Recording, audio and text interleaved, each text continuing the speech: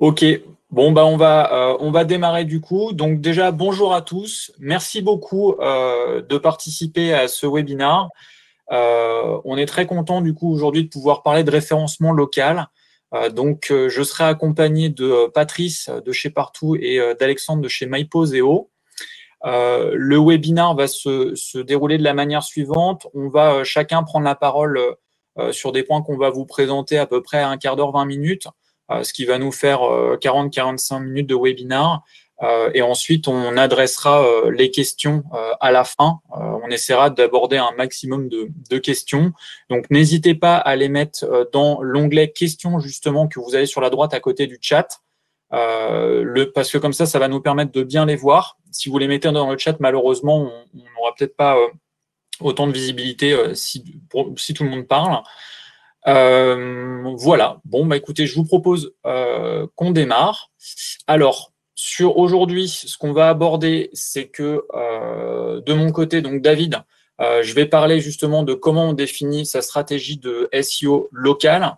Ensuite, ce sera Patrice qui abordera le sujet spécifique avec Google My Business avec la solution Partout. Et enfin, on aura Alexandre de MyPoseo qui expliquera comment on mesure le SEO local à travers une démonstration des outils des KPIs qui monitorent. Alors, pour démarrer, donc un petit mot rapide sur Quill. Donc moi, je suis David Séjourné, je suis le Head of SEO chez Quill. Quill, on est une agence qui est spécialisée SEO et on a également une partie qui est spécialisée sur le contenu, ce qui nous permet donc d'adresser des stratégies qui sont assez efficaces du fait d'avoir des rédacteurs en interne. Et donc aujourd'hui, je vais vous parler de la définition de la stratégie SEO locale et de comment on va pouvoir répondre à l'ensemble des intentions locales dans les résultats de Google. Alors, petit rappel quand même, quand on parle de local, dans les SERP de Google, on a trois types de sites, de modules qui permettent de répondre à une recherche locale. Les premiers, vous les connaissez, c'est les plus connus, c'est donc les modules de Google, le module Google My Business, dont Patrice vous expliquera pas mal de choses tout à l'heure, qu'on va retrouver directement avec ce qu'on appelle le Local Pack, donc qui est le lien qu'on a dans les résultats de Google classiques, et qu'on va aussi voir dans Google Maps. Ça, c'est le module Google My Business Local Pack. De l'autre côté, vous avez évidemment la possibilité de remonter avec votre site web. Et dans votre site web, vous allez avoir ce qu'on appelle le Store Locator, qui est en fait la carte, la map de l'ensemble des fiches magasins ou des points de vente que vous pouvez avoir. Il y a une autre manière de ressortir aussi sur des recherches locales que j'adresserai pas moi dans cette partie-là, mais dont Patrice parlera après avec Partout, c'est de remonter sur les moteurs d'annonces, les moteurs verticaux qui vous permettent aussi de générer de la visibilité dans les moteurs de recherche. Alors, premier point, c'est quel est l'enjeu principal. Donc, tout l'objectif de cette première partie, c'est essayer de refaire un petit peu un focus sur les opportunités et sur les challenges qu'on a aujourd'hui sur la présence locale. L'enjeu principal, ce que tout le monde veut en tant qu'annonceur dans les résultats de Google, c'est s'assurer encore de la visibilité sur les intentions de recherche locales quand on sait que le local pack Google My Business accapare la majorité des clics tout simplement parce qu'il est souvent situé en haut des requêtes, que malheureusement, le nombre de résultats dans le local pack, donc les Google My Business, est restreint. On est maximum à 3 sur le premier affichage. Donc, il y a une bataille pour essayer d'apparaître dans ce local pack ces 3 résultats, parce que finalement, la place est très restreinte comparativement à l'ensemble des blocs qu'on peut avoir dans les résultats de Google. Et enfin aussi, une autre contrainte qu'on a, c'est que le nombre de leviers SEO, le nombre de champs qu'on va pouvoir renseigner, le nombre de stratégies qu'on peut avoir dans Google My Business, il n'est pas foufou, quoi. Il est un peu restreint. On veut essayer de mettre du wording, mais on ne peut pas trop parce qu'on est limité, il n'est pas pris en compte. Donc, c'est beaucoup plus compliqué d'arriver dans, on pourrait presque l'appeler un peu le trio ou le carré d'or, à savoir du Google Maps, enfin du résultat local pack qui est présent en haut de page. On n'a que 3 liens et en plus, on n'a pas une souplesse importante pour maximiser le nombre de mots-clés sur lesquels on veut se présenter. Du coup, par rapport à cet enjeu et ce défi, ce challenge que tout le monde cherche à relever, dans l'approche qu'on peut avoir, eh ben, elle est assez simple. On va commencer par regarder évidemment les SERPs et essayer de mieux comprendre ce qui se passe. Donc, dans les slides que je vais vous dérouler ici, vous allez voir, je vais bien, si jamais c'est écrit trop petit, je vais de façon bien parler pour que vous puissiez comprendre. On va regarder la manière dont sont construites les SERPs pour essayer d'en dégager des opportunités et des axes d'optimisation, quelle que soit la plateforme ou le module qu'on va travailler, à savoir du Google My Business, du site, du Store Locator, etc. Ici, on a deux exemples de SERP sur un point de vente qui est explicite. Donc, le premier screenshot sur la gauche, c'est garage carrosserie. Je n'ai pas mis de localisation. C'est un point de vente qui est explicite. Donc, explicite, ça veut dire qu'il est très clair. On sait que ça s'appelle comme ça. Ce point de vente s'appelle garage. Et à droite, vous avez, pareil, un point de vente qui est explicite avec une localisation. Je pense que je n'apprends ça à personne. On a le local pack qui est présent, qui est une destination ou qui n'est pas de destination, de localité. Ici, l'axe d'optimisation, il est clair. Le plus important, le principal, c'est évidemment Google My Business. Maintenant, quand on va aller essayer de creuser un petit peu les requêtes, on va aller regarder ce qui se passe sur un point de vente que nous, on appelle implicite. C'est-à-dire qu'il y a une intention Drive to Store parmi les intentions qu'il peut y avoir derrière la requête, mais on va voir qu'il y a des nuances et il y a des opportunités dès qu'on commence à bien analyser les SERPs. Donc, sur la gauche, vous avez un screenshot, toujours avec le local pack, sur la requête « Réparer une montre ». Donc, « Réparer montre ». Pas de surprise, on a Google qui a bien compris qu'il y avait une intention Drive to Store et qu'il allait pousser des points de vente ou des horlogeries ou des bijouteries pour aller faire réparer sa montre. Et puis, dès qu'on va aller chercher un petit peu plus dans la long tail et les autres intentions qu'on pourrait avoir, screenshot de droite, changer le bracelet montre, et bien là, on va observer qu'on n'a pas de résultat Google My Business. On n'a pas de local pack. Donc, c'est assez intéressant parce que ça montre qu'il y a des opportunités de se positionner sur de la long tail et ça montre aussi que Google n'est pas encore capable d'adresser l'intention locale derrière toutes les requêtes, tout simplement parce qu'elles deviennent plus complexes, parce qu'ils n'ont pas encore ingéré toute la partie d'expression, toute la partie qui peut être reliée à une intention locale. Évidemment, même si cette intention n'est pas uniquement locale, il y a quand même des personnes qui vont chercher à se rendre à un endroit pour changer le bracelet de leur montre. Donc ici, on va voir que sur ce type de requête, sur l'intention implicite, sur le point de vente implicite, on va avoir à la fois un travail d'optimisation sur Google My Business et à la fois un travail sur le site, puisqu'on voit bien que le local pack n'apparaît pas, ce que nous on appelle la long tail locale. Ensuite, on va aller regarder la même chose avec une ville. Et là, ce qui est intéressant, c'est que le local pack, il est bien présent dans les deux cas. On a bien sur réparer montre Levallois le local pack et on a bien sur la partie sur la requête changer bracelet montre Levallois le local pack. Donc là, dès lors qu'on intègre une notion de localisation, on a bien le local pack. Ce que vous pourrez noter quand même, c'est la différence d'affichage du local pack où sur la gauche, vous allez avoir des images, je reviendrai un petit peu plus tard sur les images, qui vont du coup souvent être une image de la devanture sur ce type de recherche.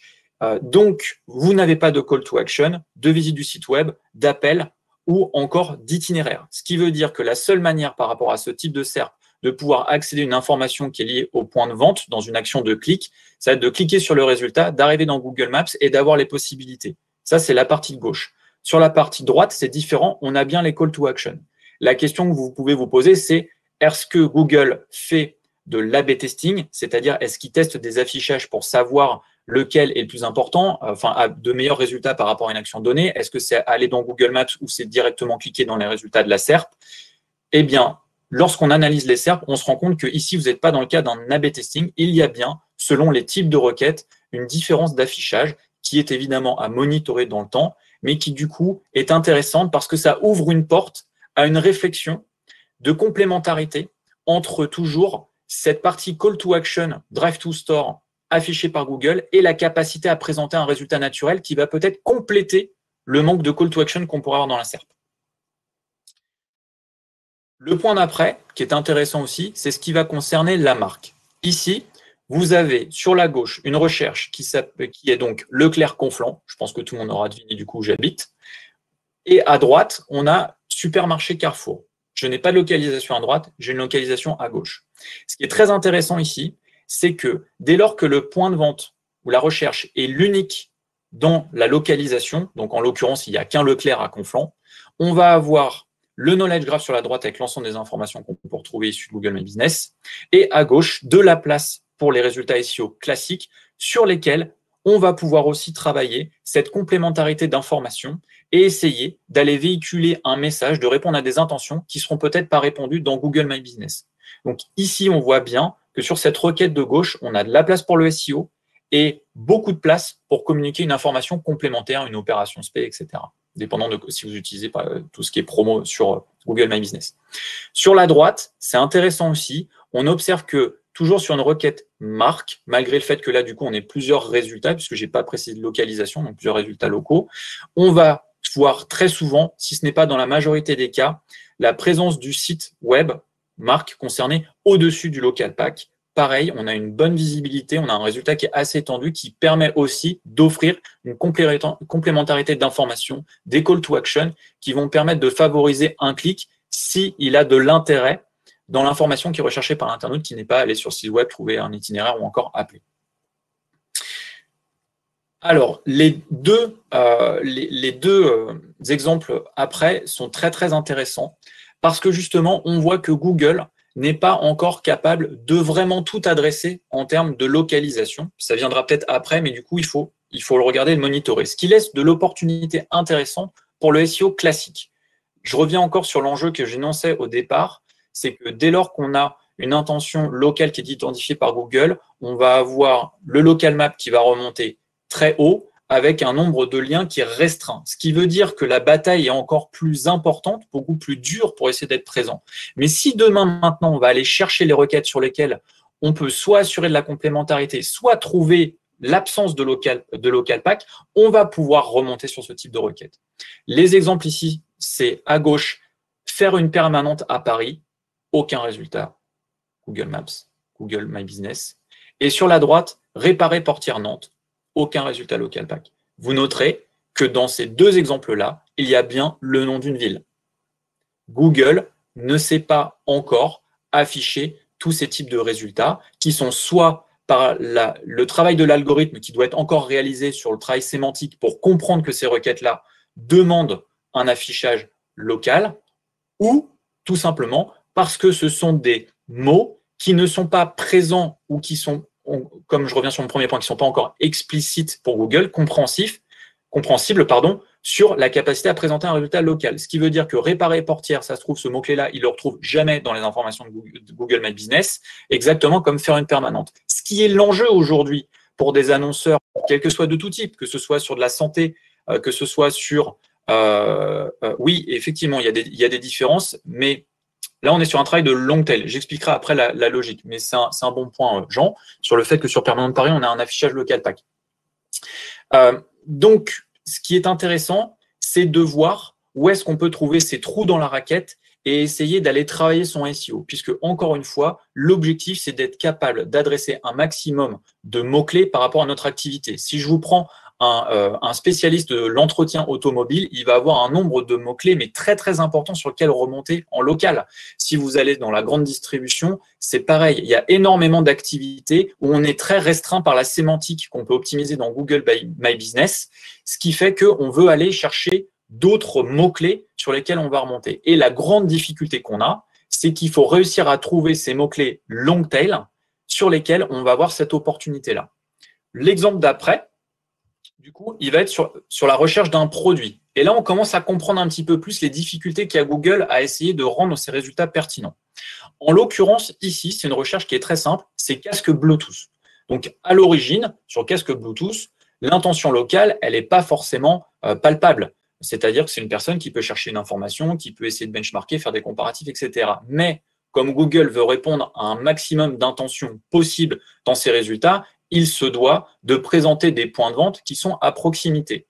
Et là, vous commencez à voir que sur un type de recherche type produit, si on prend des retailers comme la Fnac, comme Boulanger, etc., ils ont un nombre de mots-clés sur lesquels ils peuvent apparaître qui est très conséquent et que le local pack, c'est très compliqué pour Google d'être capable de comprendre que tous ces mots-clés-là sont des cibles pour ces retailers. Du coup, donc ici, vous avez un zoom. Le local pack ici se trouve en bas. Je vais essayer d'arriver là. Voilà.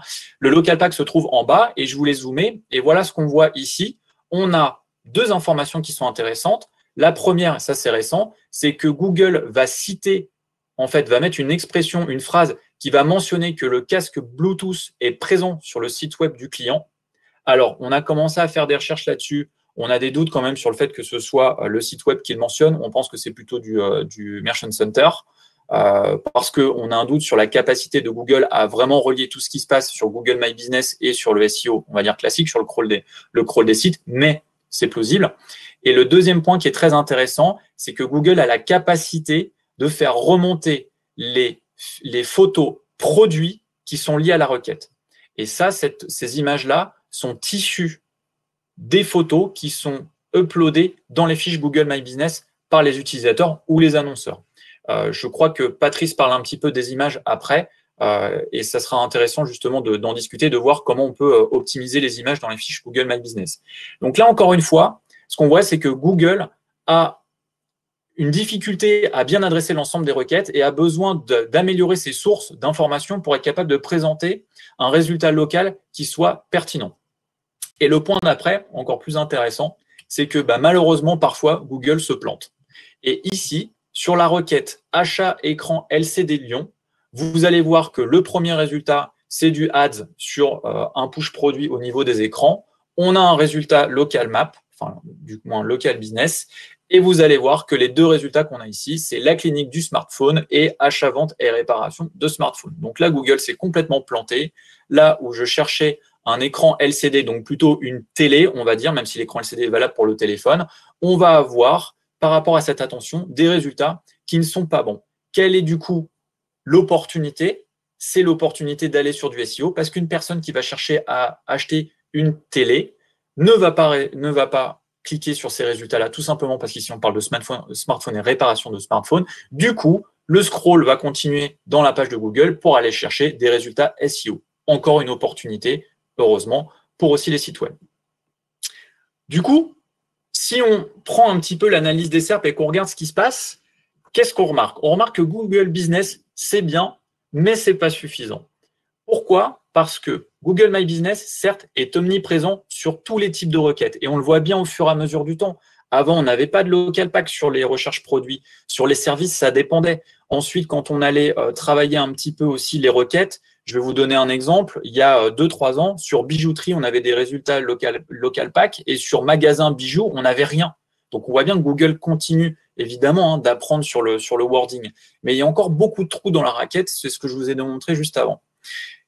Mais du coup, pourquoi c'est pas suffisant? Pourquoi l'omnicanalité, finalement, l'intérêt de travailler encore son SEO a du poids et on peut encore trouver je dirais pas ces pépites, mais ces opportunités qui vont permettre d'aller travailler des mots-clés qui sont intéressants. C'est parce qu'on a vu que Google était absent sur de la long tail, ne peut pas répondre à toutes les intentions, donc a besoin d'autres sources d'informations chez lui pour être pertinent. C'est ce qu'on a vu avec la mention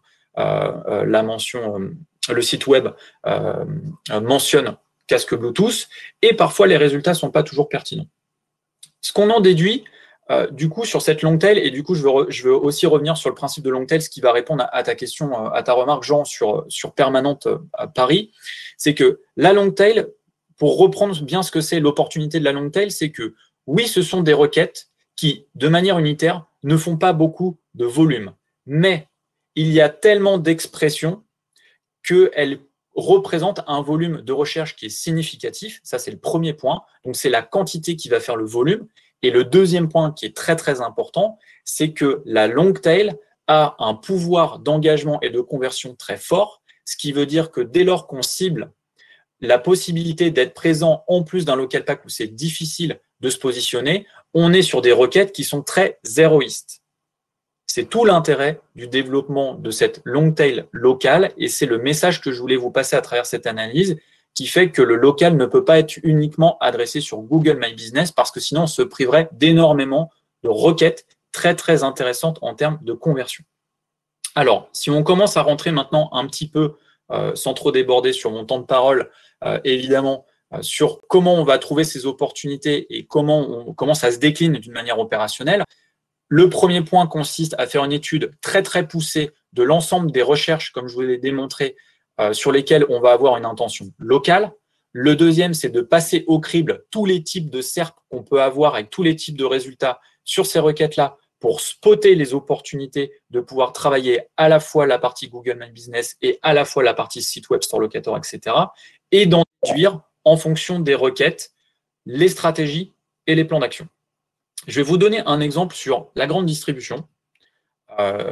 Sur la grande distribution, on a fait ce genre d'étude donc sur un annonceur en particulier que malheureusement on n'a pas pu citer, où ici vous avez deux graphes qui vont, issus donc de l'étude Longtail qu'on a faite, qui nous permettent de voir à gauche la proportion de mots-clés sur lesquels on a la présence d'un résultat Google My Business en bleu, de la présence de ads, parce que très souvent, lorsque Google My Business va être plus bas, on va avoir du SIA au-dessus, et du top organique, c'est ça le plus intéressant, c'est quand le SEO est au-dessus du local pack. Et vous allez voir qu'en fonction des différents types de requêtes, qu'on a vus ensemble, qui étaient les points de vente explicites, implicites, marques plus génériques, services et produits, on en dégage des trous qui vont nous permettre d'aller travailler notre SEO en plus du Google My Business. Ça se lit à deux niveaux. Le premier, c'est quand je vois que mon pourcentage de Google My Business est faible sur l'ensemble de mes requêtes. Par exemple, sur les produits, j'ai que 30% de mes pages sur ma très longue tail qui me permet d'avoir des résultats sur lesquels j'ai des local packs. Sur les services, c'est 60%. Et surtout, je vais aller regarder où est-ce que j'ai des résultats SEO qui sont au-dessus. Et je vois que j'ai des opportunités. Ici, j'ai 57% de mes résultats SEO qui sont au-dessus du local pack sur ma dimension service et j'en ai 63% sur les produits. Le deuxième point complémentaire aussi qu'on va regarder, puisque là, on était plutôt sur une notion de bloc, si on va aller regarder le nombre de résultats de mes blocs, type SEO, Google Maps, etc., pour voir quelle est la place que je peux avoir. Donc, Alexandre en parlera un petit peu tout à l'heure avec MyPosé aussi, pour se dire, OK, mais où est-ce que j'ai véritablement de la place en termes de liens SEO, par exemple, dans mes pages. Et ici, ce que je vais voir, c'est que, par exemple, sur tout ce qui est services et produits, j'ai en moyenne, sur l'ensemble des requêtes que j'ai vues où j'ai du local pack, 4,2 résultats SEO au-dessus de mon Google My Business dans les services et 4,3 sur les produits. Donc, à travers cette étude-là et l'analyse de ces résultats très pointus, je suis capable de trouver et d'être certain d'adresser à la fois une stratégie Google My Business et SEO qui va me permettre d'assurer ma présence omnicanal sur l'ensemble des intentions locales. Comment ça s'est décliné, en l'occurrence, dans le cas de la grande distribution pour les fiches magasins? Eh bien, à travers toutes ces requêtes-là, on a fait une proposition d'un nouveau template de fiches magasins dans lequel on a mis tous les contenus qui répondaient à toutes les requêtes qu'on avait identifiées. Donc, je ne vous cite pas tout, et il y avait tout ce qui était les promotions, les horaires, les services, les offres, les types de produits, les événements spéciaux, les jours d'ouverture, parce qu'il y a énormément de requêtes, par exemple, sur magasins ouverts le dimanche, magasins ouverts sur les jours fériés, etc. Les agendas, les promos, etc. Et ça a été, du coup, cette étude-là nous a permis, avec les fiches magasins, de bien adresser une complémentarité entre les informations disponibles dans Google My Business et ce qu'on est capable d'adresser, encore une fois, dans les fiches magasins, donc sous une communication, on va dire, contrôlée, puisqu'elle est maîtrisée par la marque. Et vous savez aussi, on a moins d'UGC. C'est aussi un intérêt important, ce qui évite de faire de la modération sur ces fiches magasins. Pour résumer, et je vais en finir là, les trois manières d'agir, enfin du moins les trois étapes qui vont permettre de vous assurer du succès sur l'omnicanalité de vos résultats sur le local, sur les intentions locales, ça va être de faire une étude long tail très poussée pour vraiment aller chercher toutes ces requêtes à fort potentiel d'engagement. 2, d'étudier les SERP de manière très très granulaire pour être capable d'identifier les opportunités qui sont à la fois sur que du Google My Business, que du SEO, ou les deux pour assurer encore cette complémentarité, ce qui va mener donc à deux grands types d'actions, qui est le travail de vos supports sites, à savoir le site, les pages de résultats, les listings de résultats, type des annonces locales, ou les fiches magasins, les fiches points de vente, qui va passer par une élaboration d'un contenu très travaillé sur la création de contenu, de l'ajout de renseignements qui sont évidemment mesurés, et ensuite toute la stratégie Google My Business. Et là, vous pouvez voir, c'est là où je fais ma belle transition vers Patrice, côté partout. Génial, merci David. Alors, je vais charger ma présentation.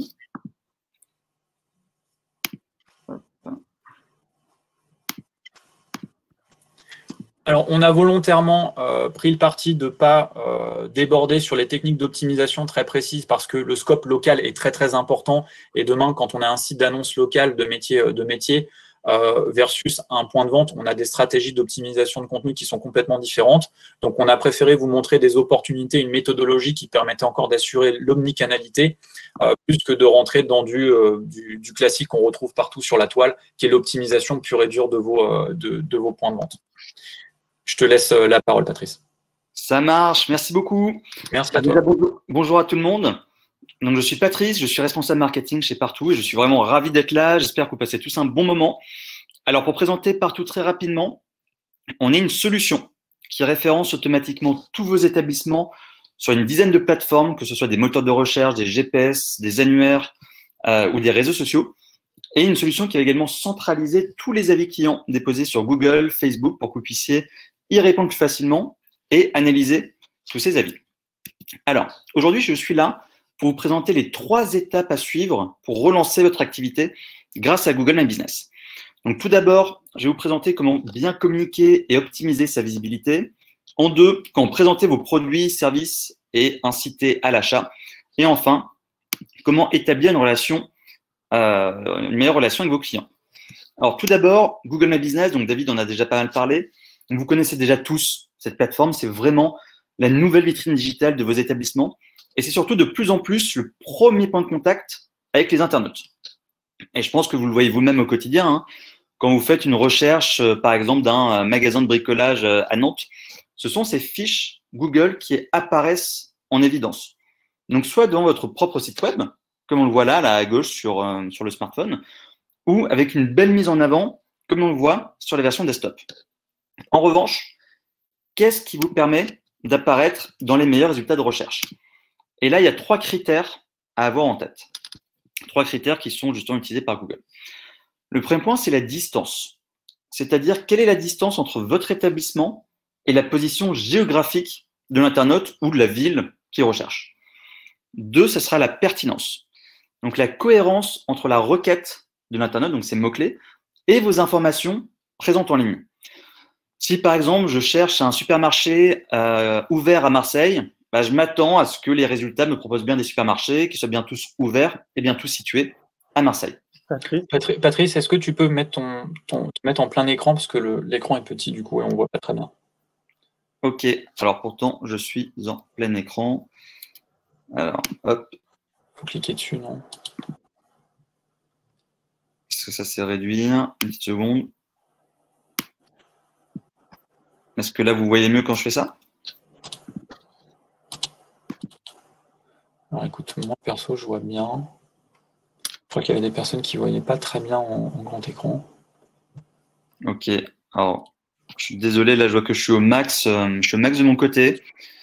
Donc vous allez être encore plus obligé de m'écouter. Je suis navré si vous voyez ça en petit. Dans tous les cas, vous recevrez la présentation en parallèle, mais si vous m'écoutez bien, ce sera déjà le plus important et le plus agréable pour vous.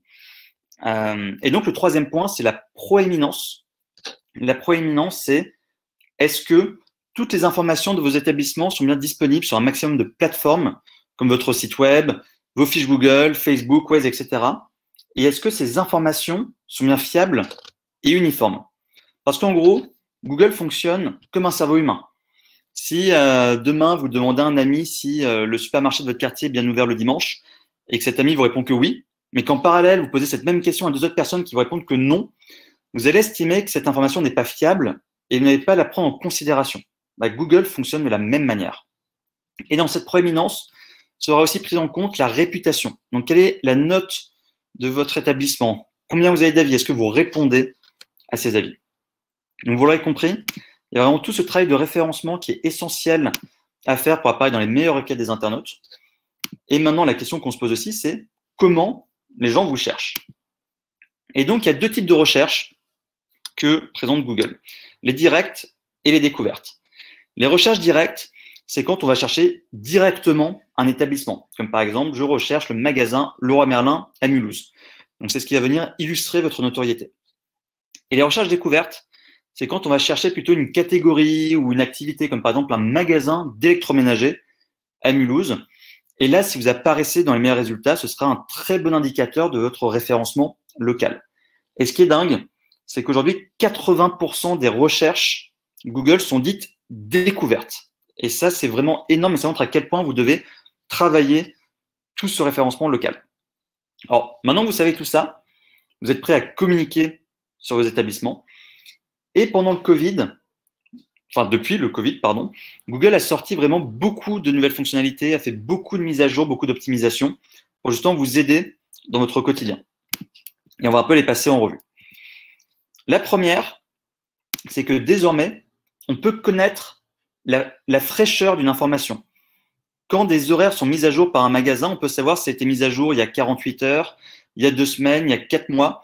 Donc, dans cette période, on va dire encore plus d'incertitude. C'est ultra important pour vous et moi, en tant que consommateurs, de savoir si les informations ont été mises à jour récemment ou non. La deuxième chose, c'est qu'ils ont sorti ce qu'on appelle les horaires secondaires.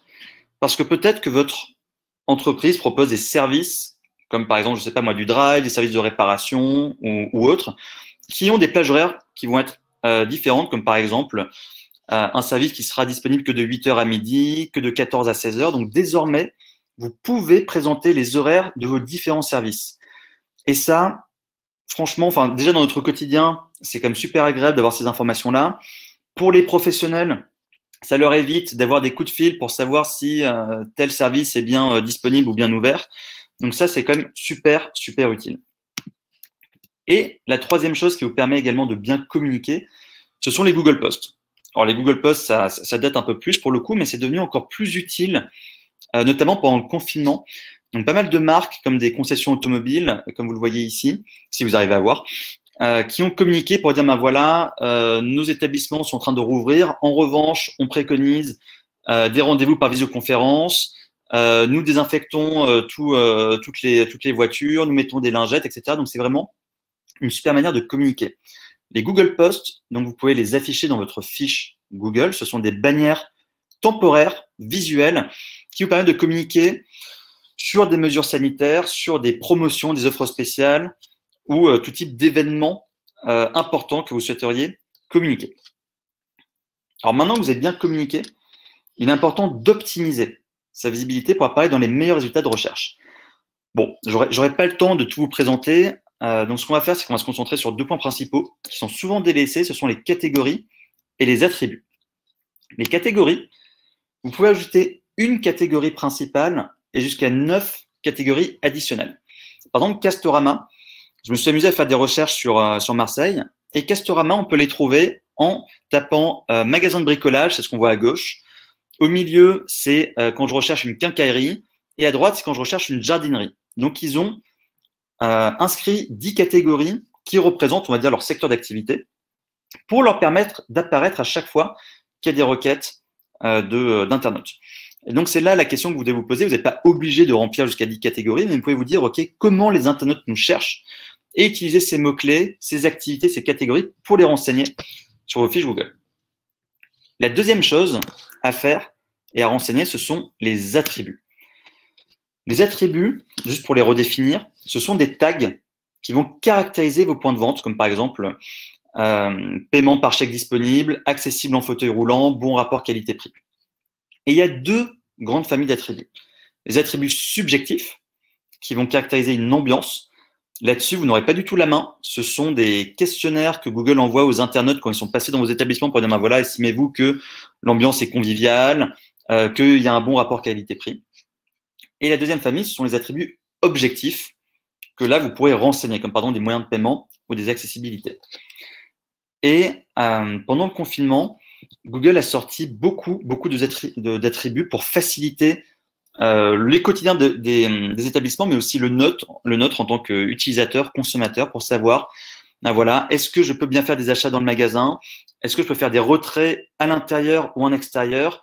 Est-ce que le restaurant me permet de manger sur place ou est-ce que je dois me faire livrer? Et avec aussi même des attributs de est-ce qu'on peut faire la prise de rendez-vous en ligne, devis en ligne? Bref, tout ça a été vraiment facilité pendant cette crise du Covid, enfin qui continue d'ailleurs. Et ça, c'est ultra, ultra utile. Donc, je vous recommande de remplir ces informations si vous n'avez pas eu le temps de les faire. Et les tout derniers attributs, ça, c'est tout frais, ça vient de sortir. qui peuvent vous permettre de renseigner si, par exemple, bah voilà, si le masque est obligatoire, s'il y a des prises de température qui sont faites. Donc, encore plus de renseignements super, super importants dans le temps actuel à communiquer auprès des consommateurs. Donc, maintenant que vous avez amélioré votre SEO et que vous êtes visible sur toutes les requêtes des internautes, il est temps de présenter votre offre. Et l'offre, d'après une étude qui a été faite par Google et Ipsos, c'est que 83% des internautes déclarent qu'ils seraient plus susceptibles de se rendre en magasin s'ils pouvaient avoir un accès facile à l'offre produit en amont de la visite. Et c'est comme ça que Google a sorti les fonctionnalités de menu, produits, services pour toucher un peu tous les secteurs d'activité. Et ça, franchement, c'est super utile. Moi, je m'en sers pas mal dans mon quotidien. Alors, c'est visible uniquement sur mobile, mais ça vous permet en un coup d'œil de voir, par exemple, l'offre de service. Là, c'est une location saisonnière d'un hôtel. On peut voir les chambres qui sont proposées, la tarification. Si vous êtes un restaurant, vous pouvez mettre votre menu de entrée, plat, dessert. Et si vous avez plutôt des produits physiques, alors bien sûr, si vous avez des milliers de références, clairement, ne vous amusez pas à les ajouter à la main là-dessus. Mais vous pouvez présenter vos produits phares ou vos catégories de produits pour justement montrer un peu votre offre. Donc ça, c'est vraiment top. En revanche, il y a une information à avoir en tête, c'est que ces produits, services qui sont affichés ne sont pas cliquables. Je ne peux pas cliquer sur la chambre, faire une réservation. C'est vraiment un affichage à titre informatif. Et en revanche, pour aller plutôt sur du call to action et déclencher de l'acte d'achat, il y a les URL secondaires que vous pouvez renseigner sur votre fiche. URL secondaire, par exemple, prendre un rendez-vous en ligne, faire une demande de devis, accéder à vos offres spéciales, à votre catalogue de produits. Ça, ce sont des choses que vous pouvez rajouter volontairement sur votre fiche. Alors attention, si jamais vous avez des partenaires, par exemple comme La Fourchette dans la restauration ou Treatwell dans la santé beauté, ces URL viendront se mettre automatiquement et à chaque fois qu'une personne viendra réserver, vous paierez des commissions. Donc, il est très facile depuis le back-office Google de vous mettre en première position et de mettre en avant votre propre site de réservation si vous en avez un, bien entendu. Et enfin, une fois qu'on a acheté notre produit, on peut venir échanger avec l'établissement. Et ça, c'est devenu encore plus important dans la période actuelle, c'est de rétablir une relation avec vos clients. Et la première chose qui est quand même très souvent délaissée, c'est la réponse aux avis. Imaginez tous ces gens qui vous communiquent et partagent une expérience et qui n'ont parfois pas de réponse. C'est super frustrant. Donc, la première chose, c'est prenez le temps de répondre aux avis clients.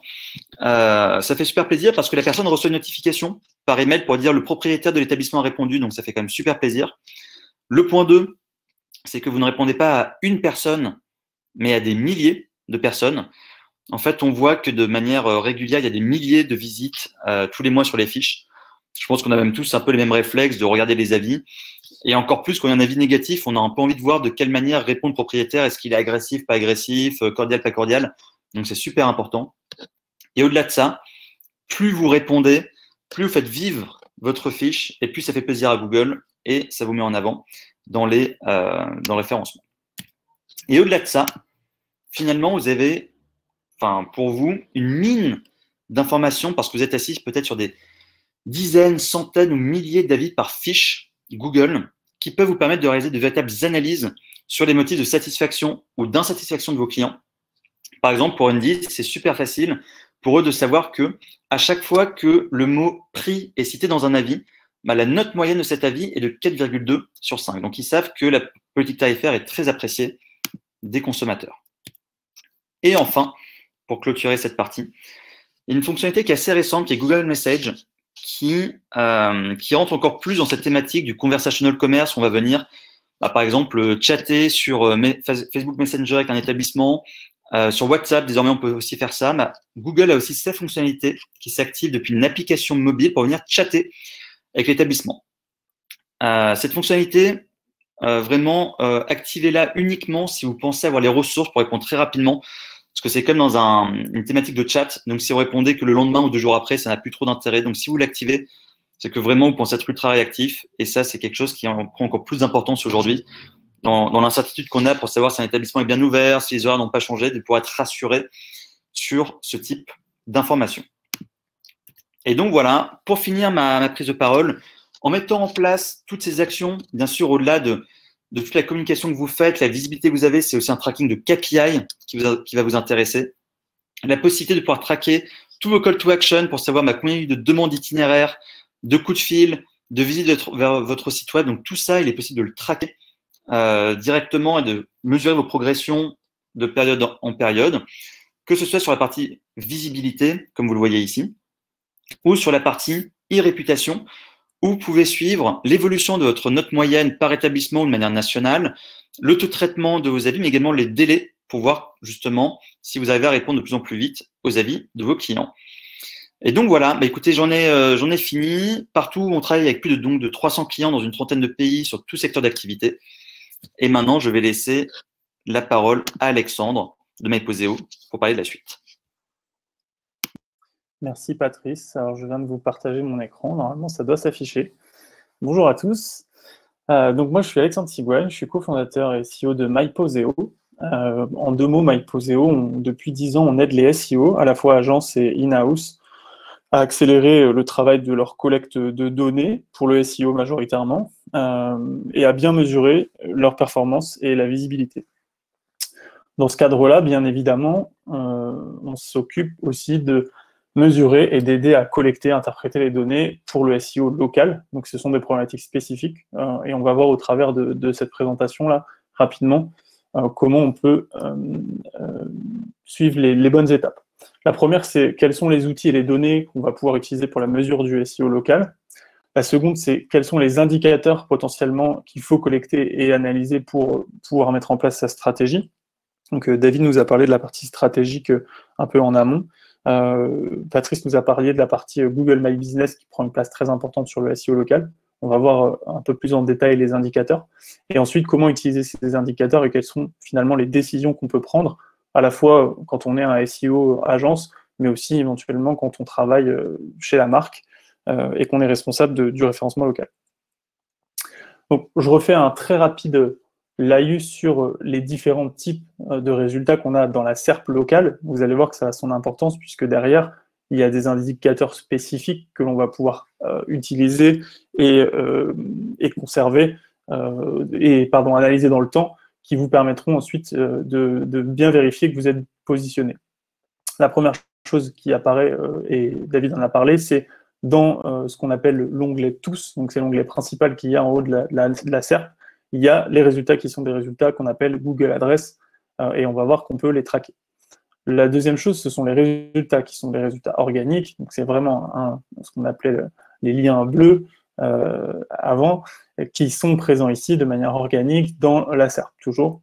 Et puis, il y a une troisième chose qui n'a pas été abordée là, mais c'est les recherches qui sont faites directement dans l'application Google Maps ou sur desktop, finalement sur l'onglet qui s'appelle Adresse, et qui peut avoir aussi son importance, puisque ici, il y a des choses à faire, même si il y a assez peu de choses à faire finalement, mais il y a des choses à faire pour optimiser la visibilité des points de vente sur des requêtes. Donc là, j'ai pris un exemple sur bijouterie. Il y a des choses à faire pour optimiser la visibilité de ces fiches Google My Business. Et donc nous, on va s'occuper de la partie mesure de visibilité et de performance, et on va voir que ce sont aussi des choses que l'on peut traquer. Donc, on a 3 façons on a 3 choses qui sont présentes dans les SERP qu'on va pouvoir aller analyser pour vous présenter les différents indicateurs. On a démarré par les outils qui sont intéressants à utiliser quand vous voulez suivre les performances et traquer et optimiser. Le premier dont on va parler très légèrement, puisqu'il n'y a pas forcément de démonstration, si ce n'est la partie rapport, c'est un outil qui permet de traquer les 3 choses que je viens de vous présenter, et en l'occurrence, c'est ce qu'on fait chez MyPoseo. Le deuxième outil que vous allez pouvoir utiliser, c'est un outil comme partout qui regroupe finalement la gestion de toutes vos fiches Google My Business, ce qui va vous permettre, sur un nombre de points de vente qui peut être parfois élevé, 50, 100, 200, d'avoir dans un seul et même endroit finalement toutes les statistiques de l'ensemble de vos points de vente. Et on verra qu'on peut aussi extraire ces données-là, puisque partout a une API, et qu'on va avoir la possibilité à la fois de consulter ces données dans partout, à la fois de les exporter pour pouvoir les croiser avec d'autres données. Le troisième outil qui va être intéressant, c'est l'outil Google Search Console. Et le quatrième, bien sûr, c'est l'outil Google Analytics, qui va lui faire un tracking des statistiques de performance sur votre site. Donc, comme vous avez dans le référencement local, finalement, des visibilités qui sont un peu diverses, Il y a la visibilité dans le pack Google Maps que vous allez traquer avec partout, la visibilité dans Google Adresse que vous allez pouvoir traquer avec MyPoseo et les données de Google My Business, et ensuite le trafic qui va venir en organique sur vos pages locales, qui peut être traqué via Google Analytics, et on va voir aussi au travers de la Search Console. Donc, avec ces 4 outils, en théorie, vous pouvez faire ce que je vais vous montrer après en termes de suivi et de monitoring du SEO local. La première chose qu'il faut bien comprendre, même si ça a déjà été plutôt bien énuméré précédemment, c'est que quand un utilisateur se retrouve face à une page de recherche, il a une multitude d'actions à traquer. Et on va voir que c'est assez intéressant parce qu'avec tous ces outils-là, on a la capacité de traquer quasiment 100% des actions et des choix qui sont faits par l'utilisateur. Donc, la première chose, c'est quand il y a une recherche qui est faite, l'utilisateur va tomber par exemple sur un résultat organique et puis il va se diriger vers votre site. La deuxième possibilité, c'est qu'il va cliquer sur ce que j'appelais un résultat organique, mais qui pourrait être un résultat qu'on appelle aussi de recherche universelle, sur un résultat Google Maps, et il peut, de temps en temps, et on l'a vu, David l'a précisé, de temps en temps cliquer directement et aller sur votre site, mais il peut aussi cliquer sur votre page Google Maps et réaliser ce qu'on appelle une action. Donc l'action, ça va être, on va aller voir juste après, consulter l'horaire, appeler, envoyer un email, envoyer un message maintenant, donc il y a différents types d'actions. Quand il retrouve aussi dans l'onglet Google Adresse votre site, il a aussi ces deux options, c'est-à-dire il peut aussi cliquer et se rendre directement sur une page que vous avez définie dans Google My Business, mais il peut aussi générer une action. Et puis enfin, si vous n'êtes pas positionné, forcément il ne se passera rien. Donc on vous conseille de suivre les précédents conseils et de faire en sorte d'être déjà bien positionné. Sur les actions, c'est assez simple. Aujourd'hui, dans Google My Business, et avec le nombre des actions potentiellement qui a évolué rapidement, il y a des statistiques qui vont être ajoutées. Aujourd'hui, il y avait assez peu de statistiques. C'était est-ce que votre fiche a été affichée, consultée? Est-ce qu'il y a un itinéraire qui a été lancé? Est-ce que les gens ont fait un appel directement sur le numéro de téléphone? Mais on peut imaginer, et je pense que c'est déjà en cours de déploiement, d'avoir des statistiques complémentaires à l'avenir. Est-ce que les gens ont envoyé des messages? Combien de messages? À quel moment? Etc. Donc, il y a plein de statistiques dans Google My Business qui sont toutes ces actions qui sont faites sur des fiches Google My Business qui sont présentes dans les statistiques Google My Business et qui seront ensuite présentes dans des outils comme partout, mais qu'on va pouvoir extraire. L'autre source d'information, finalement, au-delà de la visibilité que vous pouvez avoir dans la SERP, vous l'avez compris, c'est les indicateurs qu'on va pouvoir aller chercher sur votre site, sur des pages qui ont été définies comme étant locales, et donc qui a affiché, consulté la page, est-ce qu'il y a eu un achat par la suite, est-ce qu'il y a eu une prise de contact, un itinéraire éventuellement. Ça va plutôt dépendre de la façon dont votre site est traqué avec les outils type Google Analytics. On va voir aussi que ces différentes choses-là on peut les regrouper, on peut les classer, et c'est comme ça qu'on va suivre finalement l'évolution de son positionnement et de sa visibilité locale. Donc, on a défini quels étaient les outils importants et quelles étaient potentiellement toutes les informations qu'on voulait aller collecter. Et ensuite, généralement, ce que font les outils, donc là, vous avez vu qu'on a déjà mis 4 outils dans la toolbox, MyPoseo, la Search Console, l'Analytics et partout, avec les données de My Business, ça peut faire énormément d'indicateurs, donc ce qu'on a l'habitude d'appeler KPI, les Key Performance Indicators. Il y a une notion qui est peut-être un petit peu moins connue, qui est plutôt les SPI, qui sont les Secondary Performance Indicators, qui, eux, sont des indicateurs secondaires qu'on ne va pas forcément mettre en priorité dans les tableaux de bord, mais qui vont avoir quand même leur importance puisqu'ils sont liés aux indicateurs prioritaires. Donc, j'ai listé en fait une partie des indicateurs que je trouve qui sont très intéressants. Je vous ai un peu pré-mâché le travail sur différents aspects, donc la visibilité, le trafic, etc. Sur la visibilité, quand on parle de visibilité, on parle de est-ce que je suis visible dans le moteur de recherche, oui ou non? Et on parle de visibilité dans les moteurs de recherche, à la fois le moteur tous, sur lequel on a une recherche qu'on appelle web, ou à la fois sur le moteur Google Adresse. Donc là, ce qui est intéressant, une fois qu'on a suivi finalement les étapes qu'a énoncé David sur recherche de mots-clés en long tail, analyse de ce qui se passe dans le moteur de recherche, il peut être fait par ailleurs avec des outils comme MyPoseo, on va avoir la possibilité sur ces requêtes et sur ces expressions qui sont ciblées, d'aller regarder quelle est la visibilité du site. Donc Est-ce que je suis présent sur ces expressions? Est-ce que je suis plutôt situé dans le top 1, le top 3, le top 10, etc. Quel est le volume de recherche de ces expressions? Quelle est ma position moyenne pondérée? Et on en reparlera peut-être un petit peu après, mais comment je suis situé de manière moyenne parmi tous ces résultats? Et ensuite, on va avoir la possibilité d'aller chercher d'autres informations. Donc ça, c'est des informations qui sont collectées. Les 4 premiers indicateurs sont collectés dans des outils type suivi de position. Les impressions de la Search Console sont intéressantes parce qu'ils permettront, sur les mots-clés que vous suivez, de voir est-ce que votre site est visible, en tout cas a été affiché dans les premières pages.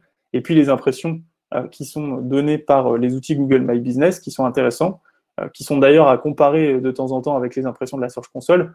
Lui, il vous donne les impressions que votre résultat dans le Pack Maps a eu, et il vous donne aussi les impressions que vous avez eues dans Google Adresse. Donc vous voyez que ces informations sont affichables et récupérables directement depuis Google My Business. Ça devient intéressant de savoir, est-ce que je suis visible, est-ce que mon résultat finalement a été visible dans la SERP.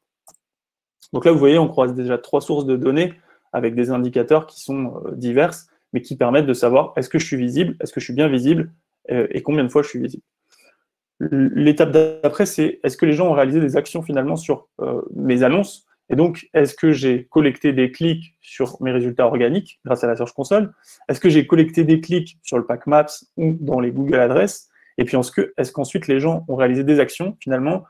Donc, on peut sommer le total des actions, et ça, c'est un indicateur que Google My Business fournit aussi sur chacun des magasins. Et puis ensuite, on a des actions qui sont spécifiques, la visite sur votre site web, l'itinéraire ou les appels, par exemple.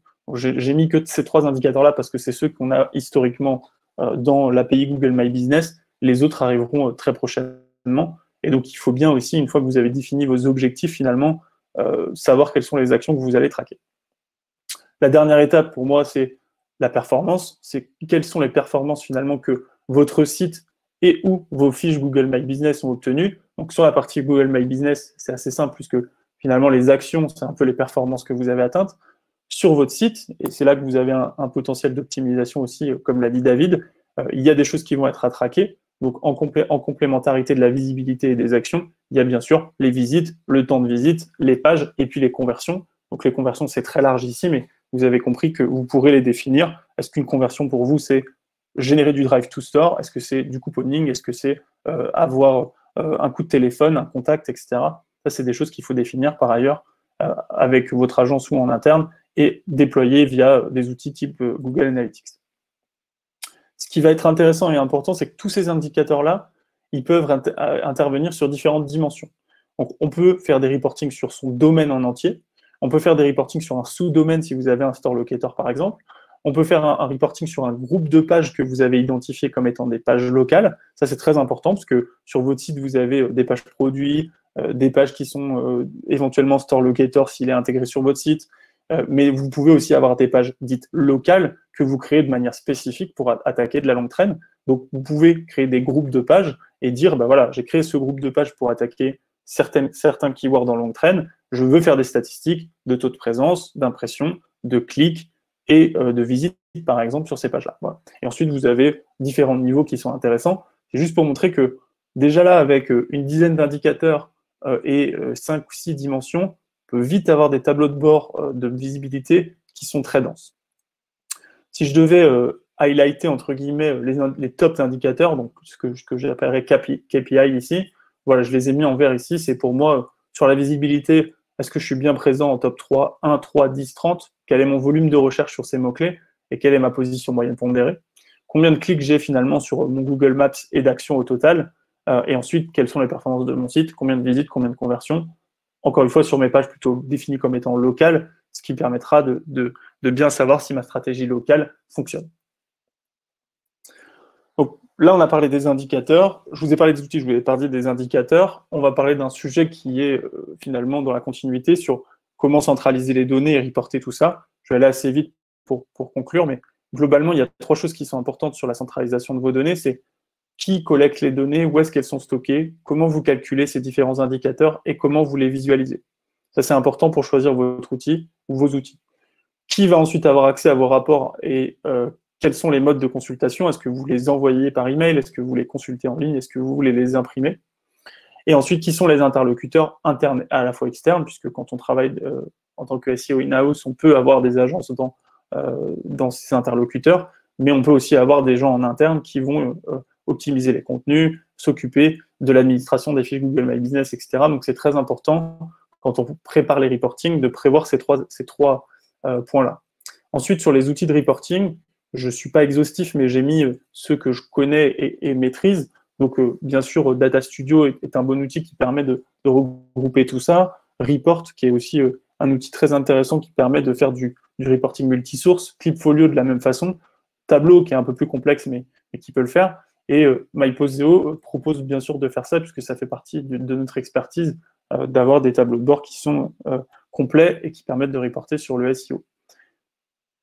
Un petit warning, bien vérifier qui est propriétaire de vos données, qui y a accès et où est-ce qu'elles sont stockées vos données historiques. Ça, c'est assez important.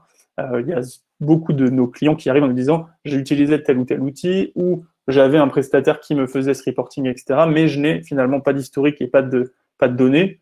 Donc, je ne peux pas continuer à reporter et avoir de continuité dans mon reporting. Donc, je pense que c'est important, à la fois en tant qu'agence, à la fois en tant que SEO in-house, de bien maîtriser d'où viennent les données, est-ce qu'on en est propriétaire, est-ce qu'on a accès à son historique et comment on peut le conserver.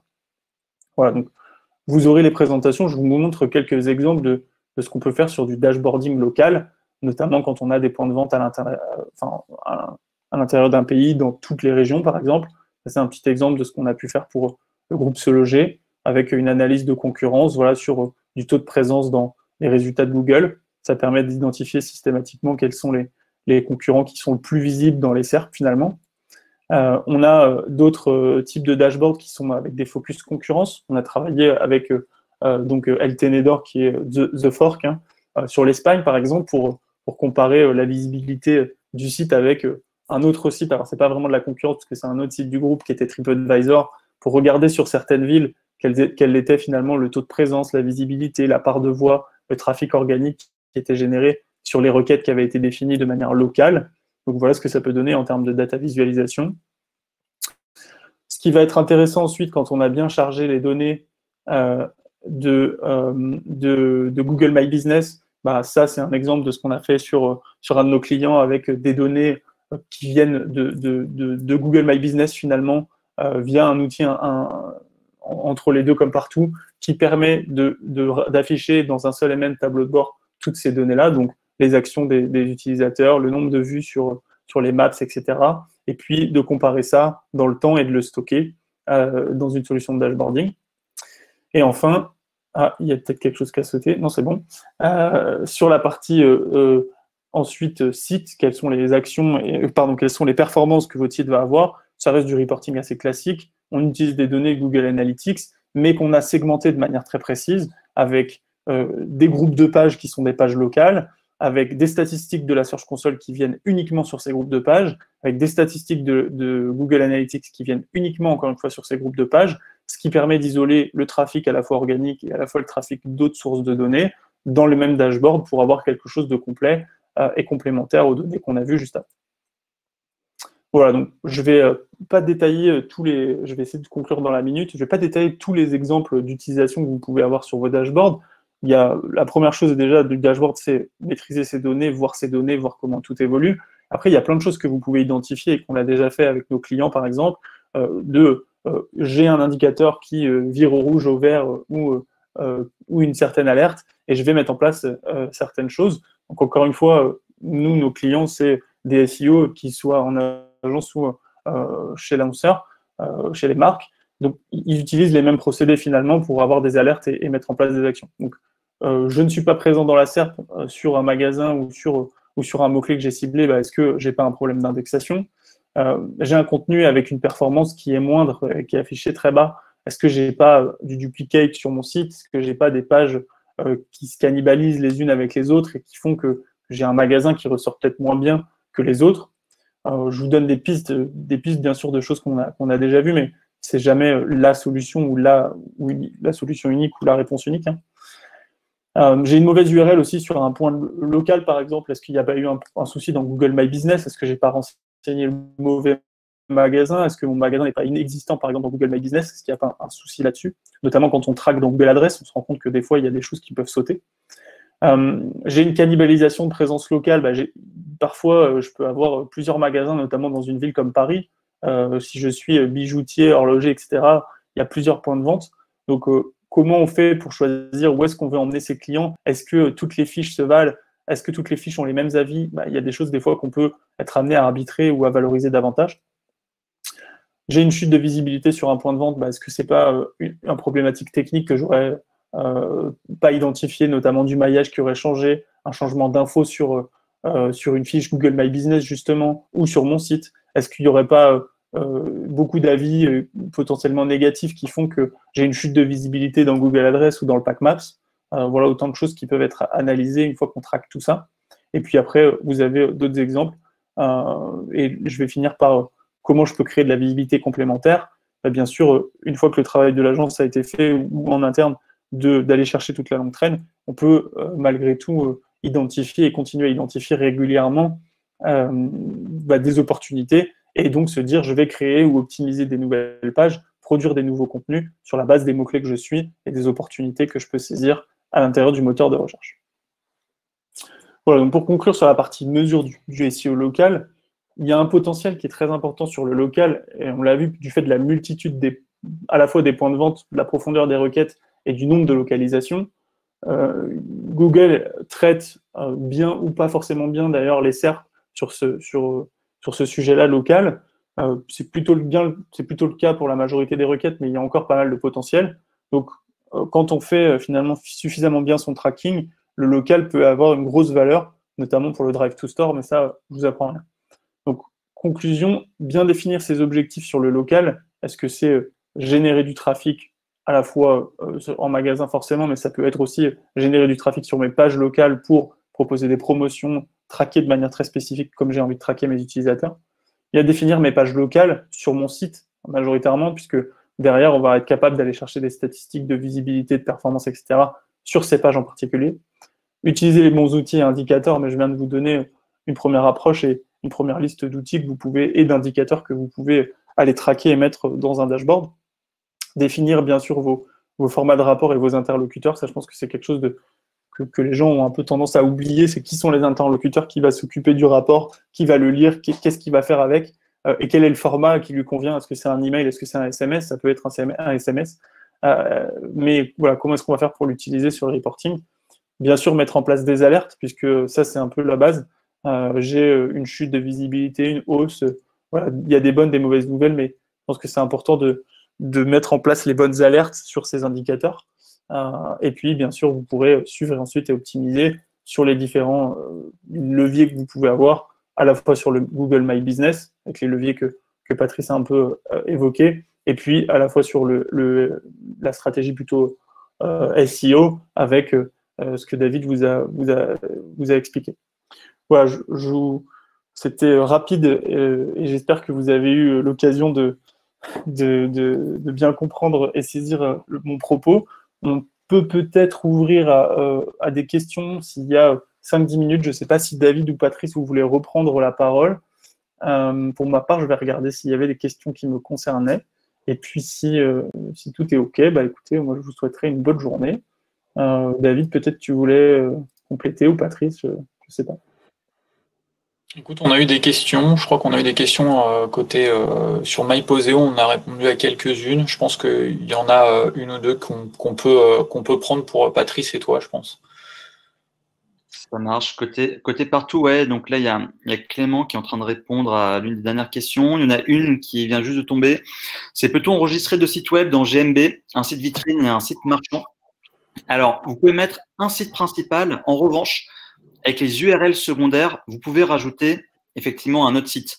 Ça, c'est possible. Mais il y a un site principal à mettre et ensuite, c'est via les URL secondaires que vous pouvez ajouter d'autres sites.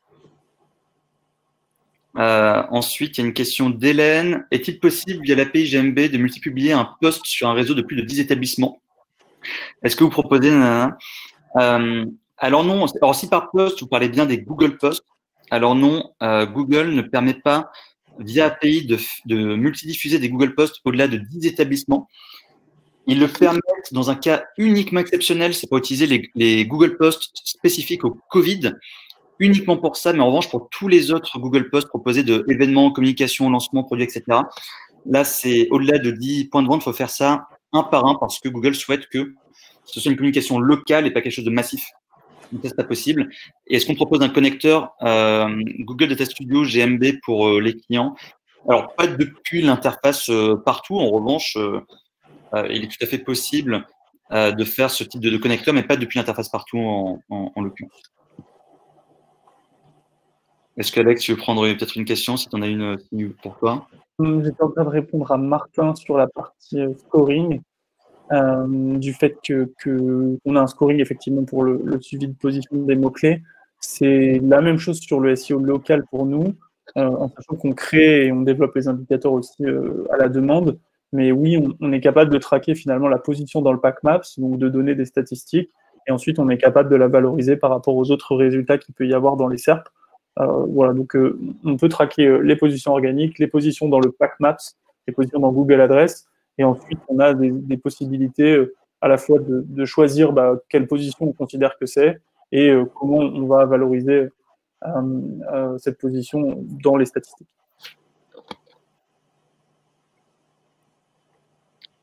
Il y a une remarque d'Isabelle aussi qui mentionne le fait qu'il y a des sites qui sont proposés, qui ne sont pas pertinents et qui se retrouvent au-dessus de Google Adresse. En fait, on n'est pas très étonné. Nous, on le remarque dans beaucoup de cas, et c'est un petit peu ce que je démontrais au début de la présentation, c'est-à-dire que Google n'a pas encore la capacité à bien répondre sur toute la long tail. C'est là où on voit, dans les exemples que j'avais montrés, ou sur changement bracelet-montre, il n'avait pas de résultats local, ou encore que lorsqu'on cherchait un écran plat à Lyon, on avait un écran LCD, on avait des résultats de smartphone.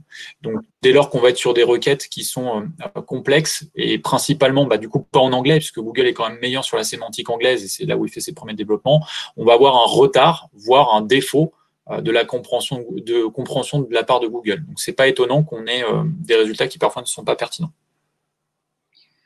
Et il y a une question de Mélanie. J'ai pu constater des contradictions dans les stats GMB. Est-ce que cela peut venir du fait qu'il y a peu de trafic sur la fiche? Alors, je serais curieux de savoir quelles sont les contradictions. Alors non, le fait qu'il y ait peu de trafic n'a pas d'impact.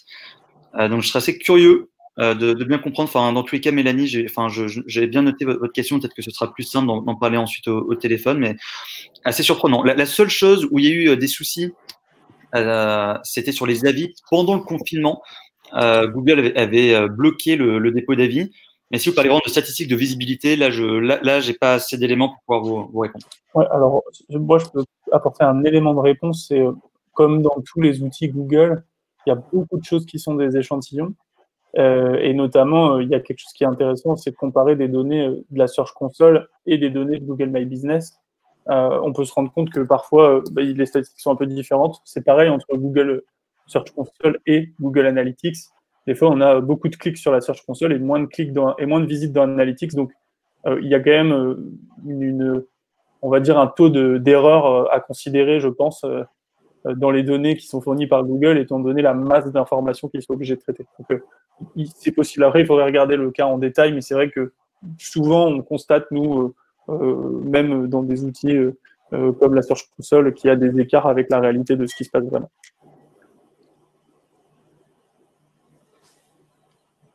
Il y a une question de Alexandre là sur la partie le positionnement de la concurrence sur les requêtes identiques à celles de notre entreprise. Oui, avec les outils MyPoseo, le principe c'est aussi d'analyser la concurrence. Donc vous pouvez retrouver les requêtes qui sont déjà positionnées par vos concurrents dans un outil qui s'appelle Analyse de marché et qui permet d'aller trouver ces requêtes-là et voir comment vos concurrents finalement se positionnent. Je crois que dans la question aussi, c'est de la part d'Alexandre, je me demande si c'est pas un peu comme le SIS et savoir si on peut avoir des concurrents qui se positionnent sur sa propre marque en fait aussi. Et ça, c'est exactement la même chose. C'est-à-dire en gros, c'est comme en SIA quand on achète ta marque. Est-ce que tu peux aussi monitorer en SEO des sites qui vont essayer de se positionner, et c'est ce qu'on voit très classiquement avec les marketplaces qui se positionnent par exemple sur les noms des fabricants, et on a toujours cette battle entre les fabricants qui veulent remonter devant les marketplaces. Mais ça évidemment, MyPoseo relève tout de toute manière, donc il est capable de le faire aussi.